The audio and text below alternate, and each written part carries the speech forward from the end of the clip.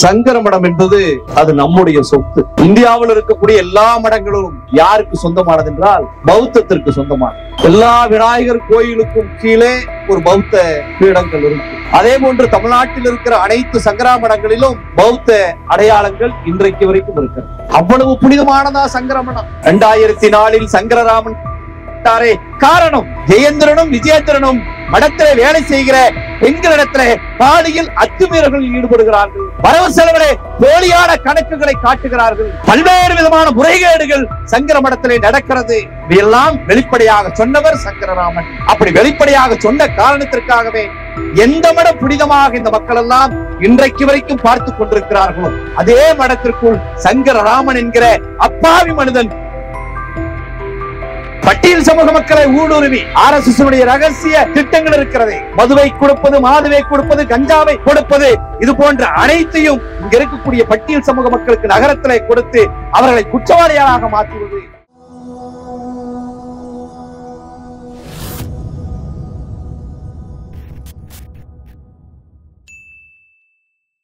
தந்தை பெரியார் அவர்கள் மானமும் அறிவும் மனிதருக்கு அழகு என்று சொல்வார். நமக்கு மானமும் இன்னும் வரவில்லை, அறிவும் வரவில்லை. எனவேதான் பார்ப்பன சங்கி கும்பல்கள்லாம் இன்றைக்கு பொதுவெளியிலே மாநாடுகளை நடத்தி அந்த மாநாடுகளில் நமக்கு எதிராகவே தீர்மானத்தை நிறைவேற்றி ஆரவரிக்கிற ஒரு நிலையை நாம் இன்றைக்கு கண்டுவிட்டோம். சங்கர மடம் என்பது அது நம்முடைய சொத்து. இந்தியாவில் இருக்கக்கூடிய எல்லா மடங்களும் யாருக்கு சொந்தமானது என்றால் இந்த மண்ணினுடைய பூர்வீக மதமாக சொல்லப்படுகிற நடைமுறையை சொல்லிக் கொடுக்கிற பௌத்தத்திற்கு சொந்தமானது. எல்லா விநாயகர் கோயிலுக்கும் கீழே ஒரு பௌத்த பீடங்கள் இருக்கும், பௌத்த அடையாளங்கள் இருக்கும். அதே போன்று தமிழ்நாட்டில் இருக்கிற அனைத்து சங்கரா மடங்களிலும் பௌத்த அடையாளங்கள் இன்றைக்கு வரைக்கும் இருக்கிறது. இதுதான் நாங்கள் எல்லாம் 96, 97 காலகட்டங்களில் சங்கரமட இடிப்பு போராட்டங்களை நடத்தினோம். ஏன் சங்கரமட இடிப்பு போராட்டங்களை அப்போது நடத்தினோம் என்றால் ஒடுக்கப்பட்ட மக்களினுடைய நிலங்களை கையகப்படுத்துவது, பிற்படுத்தப்பட்ட தாழ்த்தப்பட்ட மக்களினுடைய நிலங்களை, சொத்துக்களை, கோயில்களை அபகரித்துக் கொள்வது, அந்த அபகரிக்கிற சொத்துக்களை எல்லாம் சட்டப்பூர்வமாக மாற்றுவதற்கு மடங்களை உருவாக்குவது. எனவேதான் என்னுடைய மதமான பௌத்தத்தை, என்னுடைய நெறிமுறை கோட்பாடான பௌத்தத்தை அழித்துவிட்டு மடங்களை உருவாக்கி இருக்கிற சங்கர மடங்களை இடித்து ஒழிக்க வேண்டும் என்று அன்றைக்கு பேசணும். அவ்வளவு புனிதமானதா சங்கர மடம். 2004 சங்கரராமன் செய்யப்பட்டாரே, இது போன்ற பொதுவெளியிலா அதே சங்கர மடத்திற்குள் கொலை குற்றவாளிகள் ஜெயேந்திரனும் விஜயேந்திரனும். கொலைக்கான காரணம் ஜெயேந்திரனும் விஜயேந்திரனும் மடத்திலே வேலை செய்கிற பெண்களிடத்திலே பாலியல் அத்துமீறல்களில் ஈடுபடுகிறார்கள். வரவு செலவிலே போலியான கணக்குகளை காட்டுகிறார்கள். பல்வேறு விதமான முறைகேடுகள் சங்கர மடத்திலே நடக்கிறது. இதையெல்லாம் வெளிப்படையாக சொன்னவர் சங்கரராமன். அப்படி வெளிப்படையாக சொன்ன காரணத்திற்காகவே எந்த மடம் புனிதமாக இந்த மக்கள் எல்லாம் இன்றைக்கு வரைக்கும் பார்த்து கொண்டிருக்கிறார்களோ, எந்த மதம் புனிதமாக பார்க்கப்படுதோ அதே மடத்திற்குள் சங்கரராமன் என்கிற அப்பாவி மனிதன் செய்யப்பட்டான். சங்கர மடம் முழுவதும் அவனுடைய ஆறாக ஓடியது. இதை தட்டி கேட்க வேண்டாமா? வழக்கு பதிவு செய்து ஏறக்குறைய 3700 பக்கங்கள் குற்றப்பத்திரிகை, 687 சாட்சிகளை மிரட்டி, அதிகாரத்தை பயன்படுத்தி, பக்தியினுடைய போர்வையை பயன்படுத்தி பிறசாட்சியாக மாற்றியது இங்க இருக்கக்கூடிய விஜயேந்திரனும் ஜெயேந்திரனும். இந்த பின்னணிதான் அவர்களுக்கு. மிகப்பெரிய பக்தி, மிகப்பெரிய கோயில், இந்த பின்னணி எல்லாம் எவையும் கிடையாது. சங்கர மடம் என்பது இன்றைக்கு வரைக்கும் இரத்த கரை படிந்த இடங்களாக தான் தமிழ்நாட்டு வரலாற்றிலே இருக்கிறது. அந்த மடத்தில் இருக்கிறவர்கள் தான் இன்றைக்கு இன ஒதுக்கலை ஆதரித்திருக்கிறார்கள்.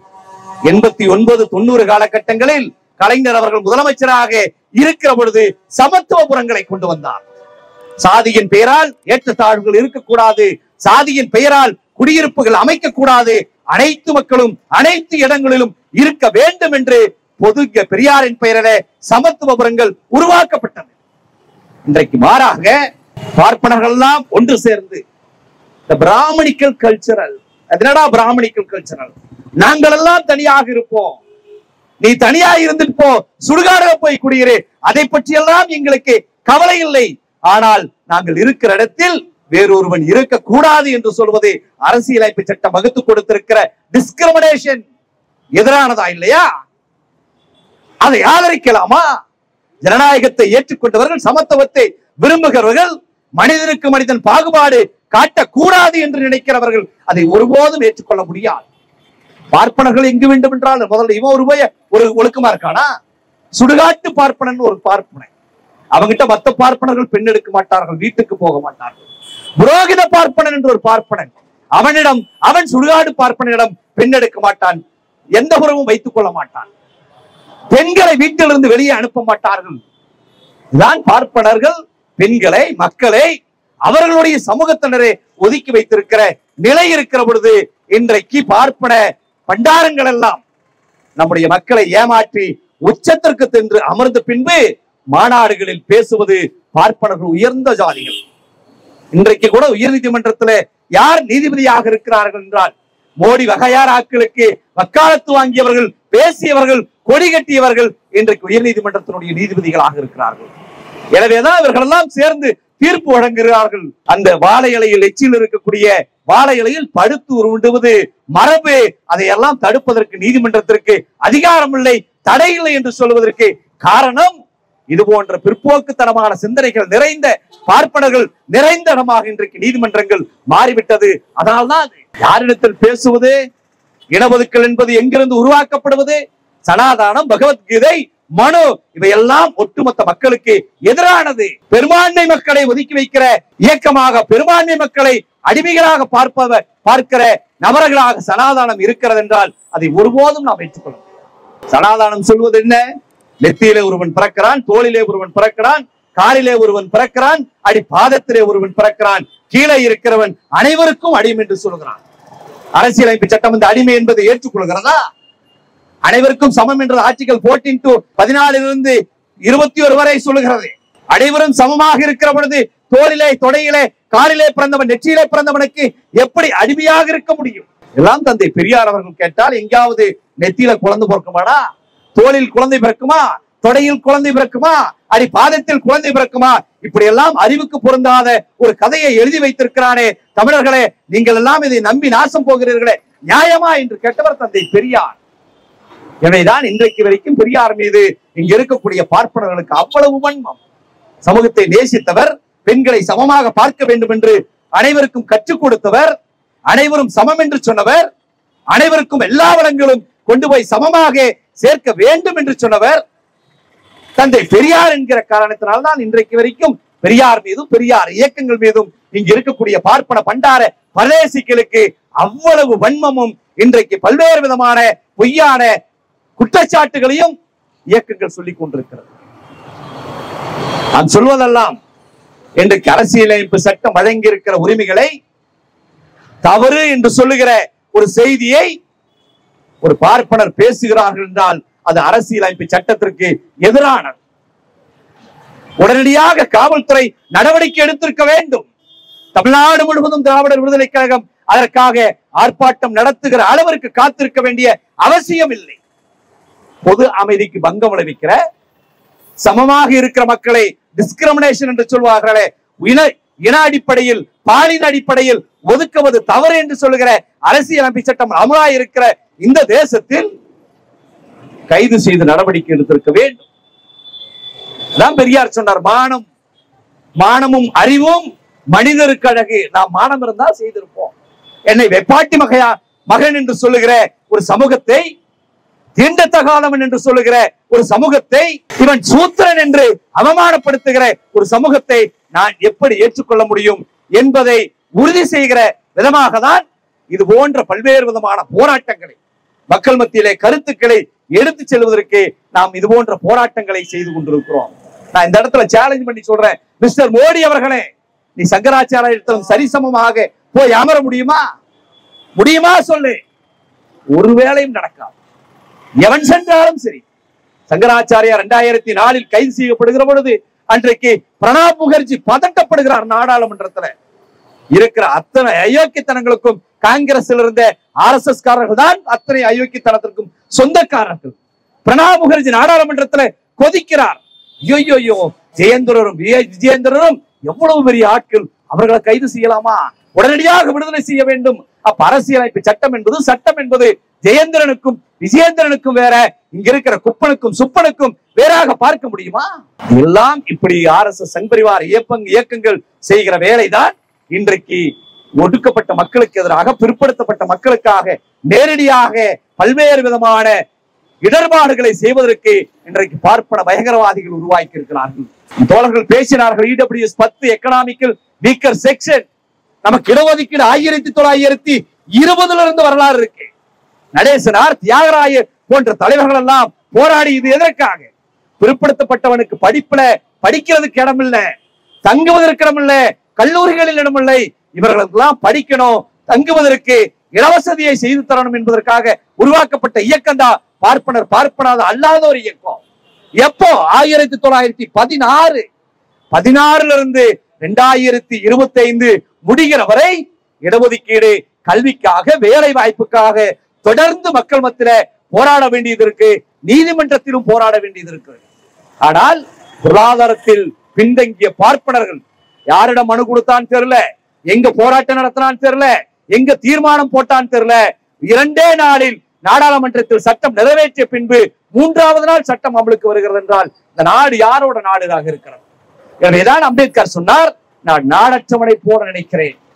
நாடு என்னுடைய நாடு அல்ல, என்னை மனிதனாக பார்க்கிற நாடு அல்ல, எனக்கான சம உரிமையை கொடுக்கிற நாடு அல்ல, அரசியலமைப்பு சட்டம் அடங்கியிருக்கிற அனைத்து உரிமைகளும் மறுக்கப்பட்ட நாடாக இருக்கிறது.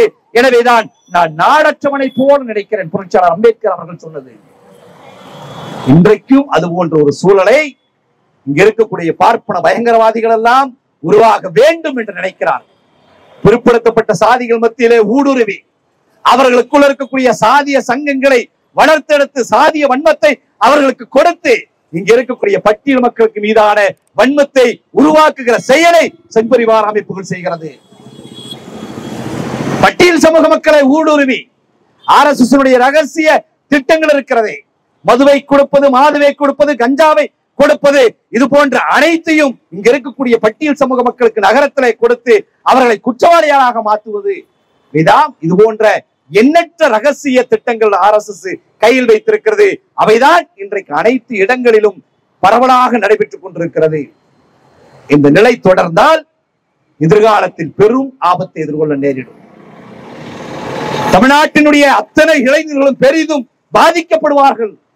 RSS செம்பரிவார் இயக்கங்கள் இந்த மக்கள் மத்தியிலே வெறுப்புணர்ச்சியை ஏற்படுத்துகிறது, மத வெறியை ஊட்டுகிறது. வட இந்தியாவில் நடக்கிற மத கலவரங்களை போல தமிழ்நாட்டில் உருவாக்குவதற்கான அனைத்து ஏற்பாடுகளும் சங்பரிவார் அமைப்புகள் செய்கிறது. நாம் மிகவும் எச்சரிக்கையாக இருக்க வேண்டும். அனைத்தையும் செய்வதற்கு காரணம் ராமராஜ்யத்தை உருவாக்க வேண்டும். ராமராஜ்யம் எப்படி இருந்தது? ராமராஜ்யத்தில் பட்டியல் சமூக மக்கள் செருப்பு போட்டு போக முடியாது, பிற்படுத்தப்பட்டவன் கல்வி சாலைக்கு போக முடியாது, பெண்கள் வீட்டை விட்டு வெளியே வர முடியாது, பெண்கள் பள்ளிக்கும் கல்லூரிக்கும் போக முடியாது. அதுதான் ராமராஜ்யம் சொல்றது. எவனாவது ஒருத்தன் யோகியத இருந்தா ராமராஜ்யம் இதுதான் சொல்லு பார்ப்போம். ராமராஜ்யம் அமைப்போம், ராமராஜ்யம் அமைப்போம், எந்த ராஜ்யத்தை வேண்டும் என்றாலும் அவன் இதுதான் ராமராஜ்யம் சொல்ற யோகிதை அவனுக்காவது இருக்கா? ஏனென்றால் ராமராஜ்யம் என்பது சாதியை ஆதரிப்பது, வர்ணாசிரம கோட்பாட்டை ஆதரிப்பது, சனாதானத்தை ஆதரிப்பது. சனாதானமும் வர்ணாசிர கோட்பாடும் சாதி அமைப்புகளை உருவாக்கி சாதி அமைப்புகளை பாதுகாத்து அதை அப்படியே நீடிக்க வேண்டும். எந்த இடத்திலும் சமமான உணர்வு வந்துவிடக் கூடாது. ஏற்றத்தாழ்வுகளோடு சாதிய வன்மத்தோடு இந்த சமூகம் இருக்க வேண்டும் என்று நினைக்கிற அமைப்பு சனாதன அமைப்பு. எனவேதான் ராமராஜ்யத்தை ஆதரிக்க வேண்டும் என்று சொல்கிறார். எல்லாம் ஒன்றோடு ஒன்று. சங்கராச்சாரியார் பேசுவது, தோழர் ஜோதிக்குமார் அவர்கள் பேசினார்களே, கேரளாவில் நடந்த மாநாட்டில் ஒரு உயர்நீதிமன்ற பெண் நீதிபதி பேசுகிறார், பிராமணர்களுக்கு 2 முகம் இருக்கிறது, 2 பிறப்பு இருக்கிறது. ஒன்று மேலே பிறக்கிறவர்கள், அவர்களும் செல்வாக்கு மிக்கவர்கள், இன்னொன்று நம்மோடு பிறந்தவர்கள், அவரும் செல்வாக்கு மிக்கவர்கள். நமக்கெல்லாம் ஒரு பிறப்பு தான். அந்த ஒரு பிறப்பு நாயா பிறந்துரும். அவன் ஏண்டா கஷ்டப்படுறான் கேள்வி கேட்டா அவங்க முன்னோர்கள் செஞ்ச பாவமாமா. பண்டார பரதேசி பயிர்களா, என் தாத்தா பாட்டி தப்பு பண்ணி இருந்தா நான் தண்டனை அனுபவிக்க முடியுமா? அதை சொல்லி என்னை நான் சமாதானப்படுத்திக் கொள்ள வேண்டும். எந்த இடத்திலும் நடந்த தவறுக்கு நிவாரணம் தேடிவிடக்கூடாது, காரணங்கள் தேடிவிடக்கூடாது. நீ தப்பா பண்ணா நாயா பிறப்ப, நீ தப்பா பண்ணா பண்ணியா பிறப்ப. இதெல்லாம் அறிவியலுக்கு பொருந்தாத, மனிதர்கள் ஏற்றுக்கொள்ள முடியாத அனைத்து பிற்போக்குத்தனமான கருத்துக்களையும் மக்கள் மத்தியில ஏற்றி இன்றைக்கு அவர்களுக்கு மூளைக்கு விலங்கு போட்டிருக்கிறார்கள். எனவேதான் தந்தை பெரியார் மானமும் அறிவும் மனிதருக்கு அழகு, உனக்கு மானத்தை கொடுப்பதும் அறிவை கொடுப்பதும் தான் எங்களுடைய பணி என்று தன்னுடைய வாழ்நாள் முழுவதும் போராடியவர். எனவே இந்த மானமும் அறிவும் வர வேண்டும் என்றால், மானமும் அறிவும் வருவதற்கு எவையெல்லாம் தடையாக இருக்கிறதோ அவை எதிர்த்து தொடர்ந்து மக்கள் மத்தியிலே பேசுவோம், போராடுவோம் என்று சொல்லி நல்ல நேரத்தில் இந்த போராட்டத்தை முன்னெடுத்த திராவிடர் விடுதலை கழகம் கோவை மாவட்ட மாநகர் மாவட்ட அனைத்து நிர்வாகிகளுக்குமே நன்றி கூறி விடைபெறுகிறேன். நன்றி, வணக்கம்.